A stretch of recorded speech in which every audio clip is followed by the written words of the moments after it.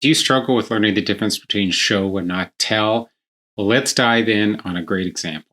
Now, imagine you're sitting at your desk typing and you have this wonderful scene of this character, this woman, let's say call her Susan, walking out down the dock feeling overjoyed. Now, one way to do that is to do a telling sentence. And that, for example, is this: I am so overjoyed, Susan shouted happily, walking on the dock. Now, you see how bad that example is? Like it tells you what she's doing, but doesn't capture all the nuance. So a great way to do that, of course, we're lucky with YouTube, we could see video, but you could do this in your imagination.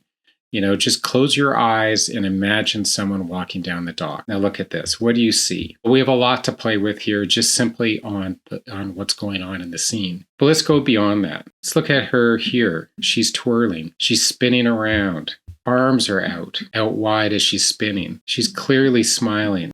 Her hair is blowing in a breeze, so a warm ocean breeze. Even just with this amount of information, and we can go on, there's a lot of rich details here we can flesh out and to make it more showy writing. By using more of these showy type of examples, we're actually going to dive in and give such more richer experience for the reader without overtly telling them or summarizing to them what this character is feeling or doing.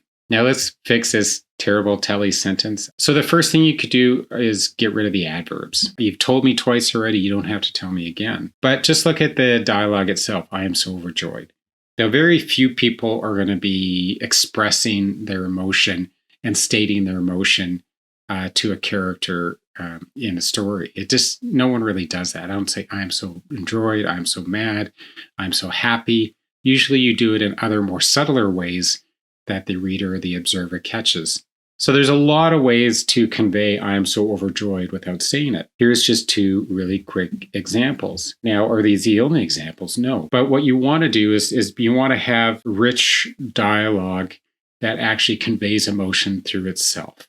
Now, when you say we really did it, that's a big celebration. And already someone's happy. You don't have to beat the reader over the head. But there's more ways.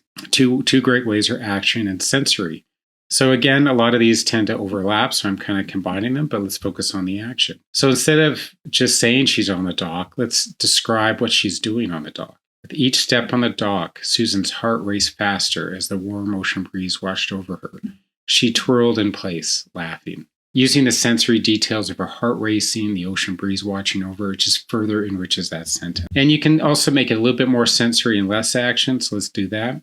She let the ocean breeze rush over her, breath catching as she twirled. Her voice soared over toward her friend on the shore. I'm free. So, we're definitely leveraging touch, we're leveraging feeling, we're leveraging auditory, and having a lot of different senses to make it more and richer experience. And when you say I'm free, that's another deeper detail that the reader is going to get from your writing that you wouldn't get by just stating that emotion.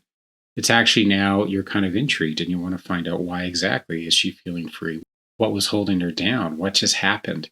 Versus I'm just so overjoyed, which tells you relatively nothing but her emotion. Now let's go into character reactions.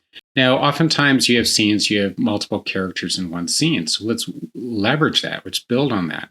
You can not only use these sentences to describe the character and what they're feeling, what about the observing character? How are they interacting? Are they happy, sad? Are they negative? And again, you're not going to state that. You're going to show it through your writing. So here she flung her arms wide on the dock, the ocean breeze tugging at her hair. Her husband smiled, watching her glow. Much richer detail than you would by simply just telling the reader what's happening. Finally, you can use metaphors and similes. So Susan opened her arms to the ocean breeze, her laughter catching in her throat as the wind lifted her hair like a lover's touch. What a day, she whispered, thinking of him. Now, metaphors are a great way to use comparisons to convey impact. What we're doing here is comparing feel of the ocean, the wind, the breeze, to the touch of her lover. And so when you say what a day, that again applies through this context that she's having a fantastic day. She spent a wonderful day with her lover, and now she's separated from him, but thinking about him. So what a rich way of conveying very deep meaning in very few sentences.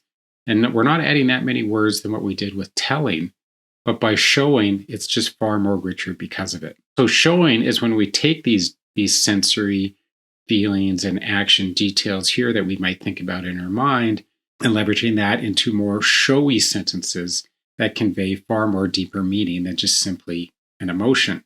And then again, telling is that the author has already summarized those sensory details, actions, and emotions, and just overtly stating to the reader what this character is thinking and doing.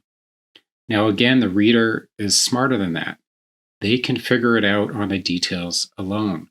And that's where showing writing comes in, and that's where the big difference lies. So I hope you enjoyed this example. If you want to see more of these, add those in the comments. If you happen to like this video, click like and subscribe. Happy writing.